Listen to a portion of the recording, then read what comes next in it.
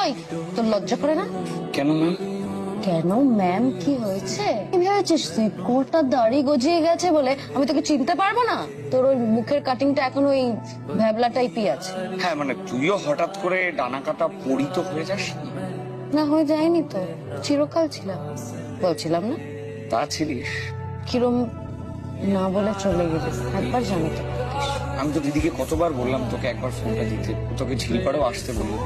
ওকে কত খুঁজেছি জানিস, সোশ্যাল মিডিয়াতেও খুঁজেছি, কোথাও পাইনি।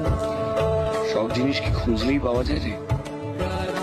হয়তো কিছু জিনিস সেটার জন্য আমাদেরকে অপেক্ষা করতে হয়। And will come to us at the right time. তুই এখনো ডায়েরি লিখিস?